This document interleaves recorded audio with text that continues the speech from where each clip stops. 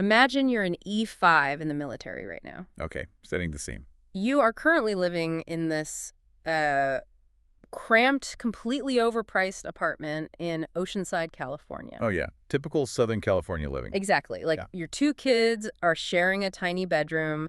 Your tactical gear is just eating up half the hallway closet space. And then you get the news from your monitor. The big news. Right. You are looking at a permanent change of station, a PCS to Marine Corps Base, Hawaii. Kaneohe Bay. Yes, K-Bay, with a report date of August 2026. Which, I mean, for a lot of service members, that is the absolute dream assignment. Like, you hit the jackpot. Oh, totally. But the second the excitement wears off, a very specific type of financial panic usually sets in for these families. Oh, absolutely. The sticker shock is real. Because when you go online and look up Oahu real estate, the numbers are just staggering. I mean, the median home price hovers around $1 million. Yeah, it's intense. So your brain immediately says, well, we have to rent. The idea of actually buying a home in Hawaii on a military paycheck sounds less like a viable financial plan and more like, I don't know, a billionaire's game. You picture tech CEOs and celebrities living there, not a sergeant on a standard salary. And, that instinct makes total sense. Like, if you are applying civilian economic rules to a military reality, sure. Right. But assuming that high-cost areas are just completely off limits is a massive mistake. It completely ignores the unique architecture of military benefits. Which is exactly what we are breaking down today. We're looking at a highly specific blueprint. It's a source called A Step-by-Step VA Home Buying Guide for Oahu 2026. Authored by the Christie and Austin Home Group. Exactly. And our goal for this deep dive is to show you how decoding this exact guide can turn a survival relocation into basically a masterclass in financial leverage. A total game changer. We are talking about buying a $500,000 piece of Hawaiian real estate, practically sight unseen, for less than $2,000 out of pocket. Which sounds impossible, but what makes this source material so compelling is that it doesn't just offer abstract theory. Right. It walks us through a tangible case study. We follow an E5 Marine named Jason Torres, his wife Adriana, and their 2 kids. A perfect example. Exactly. They made this exact move, and their journey proves that before you even think about packing a box, you really have to understand the underlying math of your military compensation. So let's look at Jason's math. Yeah. His first move in January 2026 was to pull up his BAH, his basic allowance for housing. Crucial first step. Right. For Marine Corps Base Hawaii, which is located in Honolulu County, those rates are heavily adjusted for the local economy. And they have to be, right? Because of the cost of living. Yeah. So for 2026, an E5 with dependents received $3,663 a month. Wow. And if you bump up to an E6, it's $3,912. An E7 is looking at $4,098. I mean, that is a massive monthly stipend. It's huge. And the guide states that Jason's $3,663 a month translates to a purchase price in the $525,000 to $600,000 range. That's $500,000 in buying power. But hold on, let me play devil's advocate here. Go for it. How does a normal civilian bank look at an E5's base pay, look at this housing allowance, and feel comfortable handing over $500,000? That's a great question. It all comes down to how lenders calculate risk, specifically your debt-to-income ratio, or your DTI. Okay. See, in the civilian world, your income is subject to, layoffs, corporate downsizing, or just a bad quarter. But BAH is guaranteed by the federal government as long as you are active duty. So it's basically bulletproof income. Exactly. And furthermore, BAH is non-taxable. Oh. Meaning the lender actually views that money differently than a standard W-2 paycheck. 100%. Many lenders will actually gross up that non-taxable income. Gross up? Yeah, they essentially pretend you make more than you actually do because they know they don't have to subtract a chunk of it for Uncle Sam. That's fascinating. So that $3,663 acts much larger in a mortgage calculation than a $3,663 civilian salary would. Okay, so that explains the $500,000 budget. Right. But having the budget is really only half the battle. Like, if a civilian wants to buy a $600,000 home, the bank usually demands a massive down payment. Oh, yeah. You're talking anywhere from $30,000 to $120,000 in cash. Just to get a seat at the closing table. Yep. Which is the exact barrier that keeps most normal people completely locked out of the Hawaii market. You just can't save that fast. And that right there is where the VA loan comes in. It completely bypasses that barrier. There's a $0 down payment requirement. Zero. $0 down. And for Honolulu County, If you have your full VA entitlement, there are literally no loan limits. So it's essentially a financial master key. You get to skip the final boss of home buying, which is that massive down payment, and keep your actual savings in the bank for the physical move itself. Exactly. And the guide mentions another massive savings mechanism here, which is the lack of PMI, or private mortgage insurance. Oh, right. The guide notes that skipping PMI saves Jason like $200 to $400 a month. But why is the VA loan exempt from that? Well, to understand that, you have to understand what PMI actually is. Okay, lay it on me. If a civilian buys a house with less than 20% down, the bank is terrified. They think, if this person stops paying and housing prices drop, we will lose money when we foreclose. They want a safety net. Right. So they force the buyer to pay a monthly insurance premium. But here's the kicker. That insurance doesn't protect the buyer. It protects the bank. Because the buyer is paying hundreds of dollars a month just to make the bank feel safe. Precisely. It's basically burning money. Yeah. But with a VA loan, the Department of Veterans Affairs steps in and says to the lender, look, if this service member defaults, the federal government guarantees a quarter of this loan. Oh, wow. Yeah.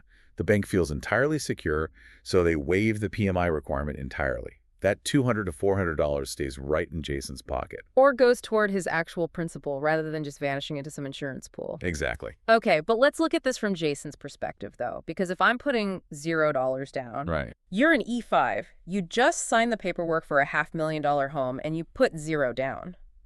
If the real estate market dips tomorrow, you are instantly underwater. Yeah, you owe more than the house is worth. Right. So how is the VA setting a young family up for that kind of risk? Aren't you just drowning in risky debt? It's a very fair question.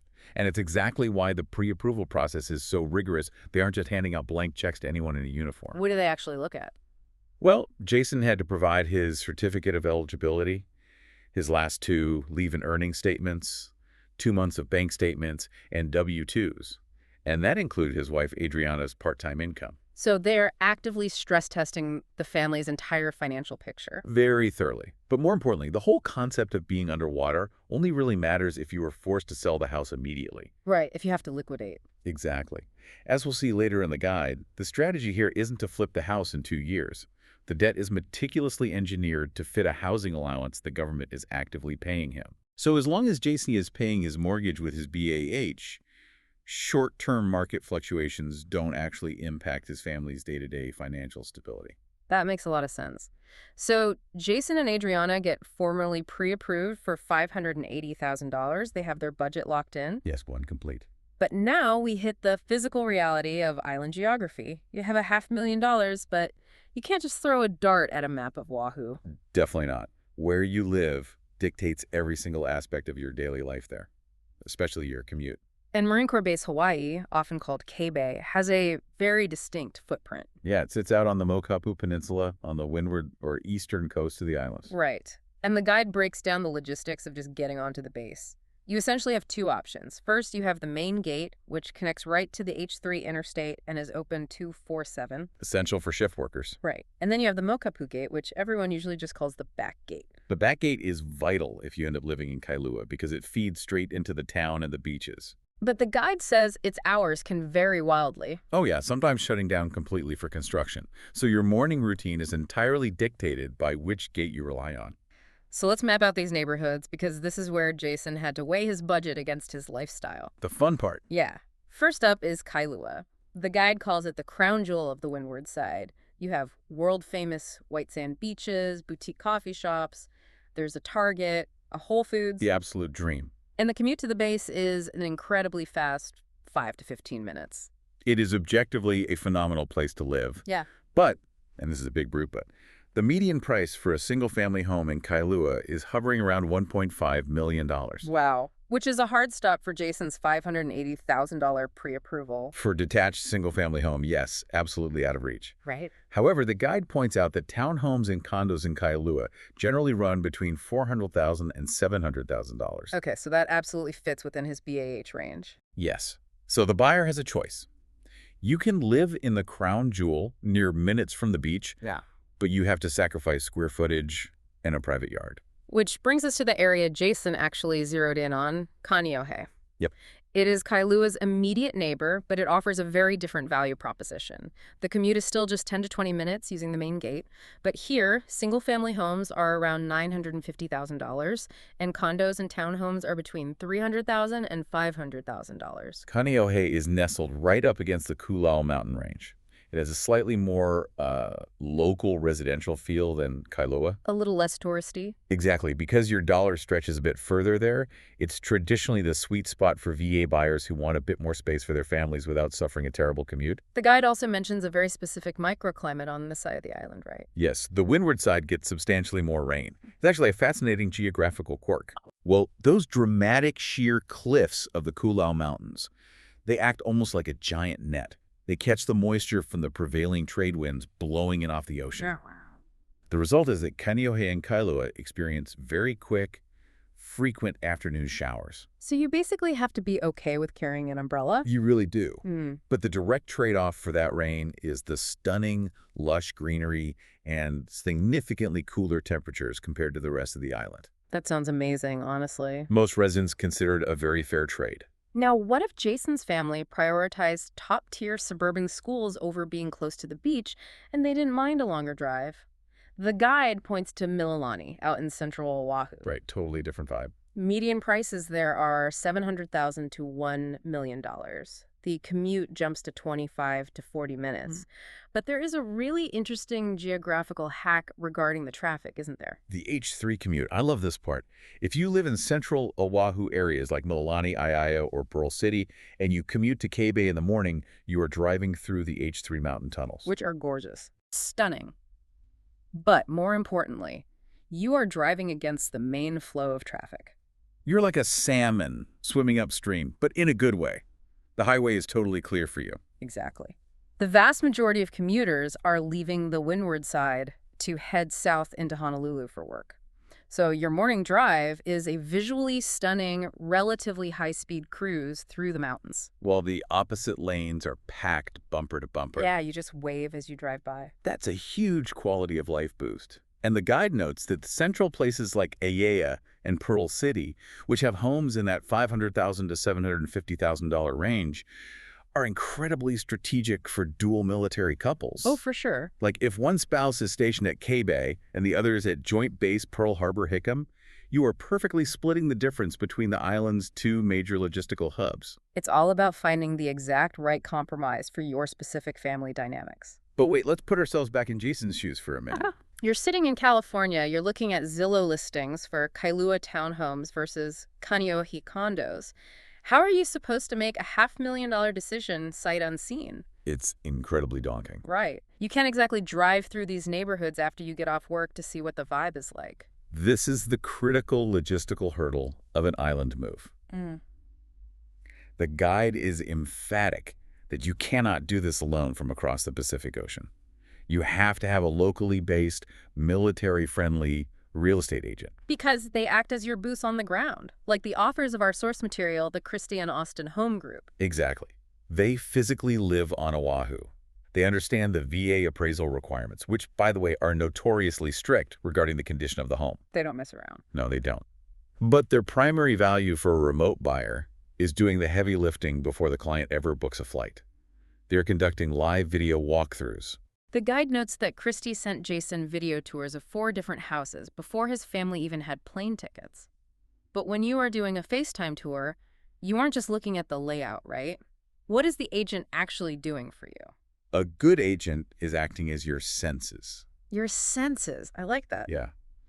I mean, the camera can show you the kitchen counters, but it can't tell you if the house smells like mildew, or if the neighbor's dog barks constantly, or if the road noise from the highway is just deafening. The local agent is vetting all those intangibles so that you only spend your time and money flying out for homes that are actual contenders. Which brings us to the execution phase.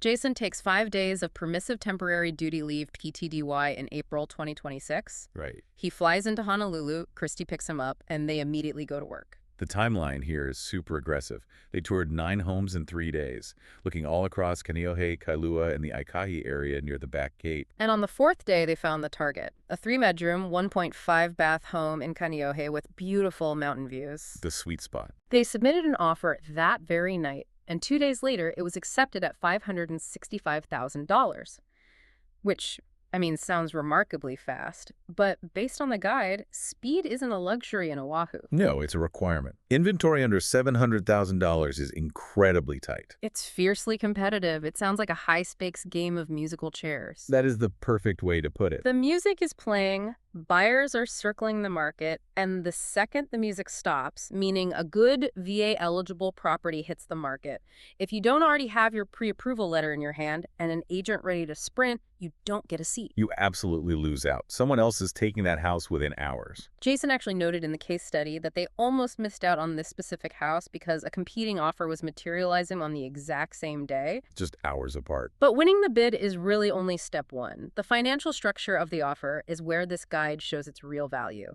Jason didn't just offer $565,000. Right, he utilized something called seller concessions. We really need to explain how this works because it feels a bit like magic. It's a brilliant financial maneuver. So when you buy a house, the purchase price isn't the only expense. Right, you have closing costs. Exactly. Title insurance, appraisal fees, loan origination fees, taxes. In a normal transaction, the buyer has to bring a physical check for those costs to the closing table. Right. But the VA loan allows the seller to pay up to 4% of the purchase price toward the buyer's closing costs. But hold on, why would a seller just agree to pay the buyer's fees? Like, what is the incentive for them to hand over thousands of dollars? Because it's baked into the offer price. How does that work? Let's say a house is listed at $559,000, and you know your closing costs will be about $6,000. Okay. Instead of offering $559,000 and paying the fees out of pocket today, you offer $565,000. Yeah, I see. Right. And then you ask the seller for a $6,000 credit at closing. So the seller still nets their original $559,000, so they're perfectly happy. Exactly. But as the buyer, you just rolled your closing costs into your 30-year mortgage instead of draining your checking account right now. It is the ultimate cash preservation strategy. Jason's agent negotiated $6,000 in seller concessions, which covered nearly all of the transactional friction of buying the home. So let's talk about the friction of actually closing in Hawaii, because the guide points out some distinct quirks to island real estate. Well, there are plenty. First, they mention escrow companies. What exactly is an escrow company, and why does Hawaii use them instead of real estate attorneys? Think of an escrow company as a completely neutral, heavily regulated referee. Okay. The buyer puts their borrowed money into the middle of the table.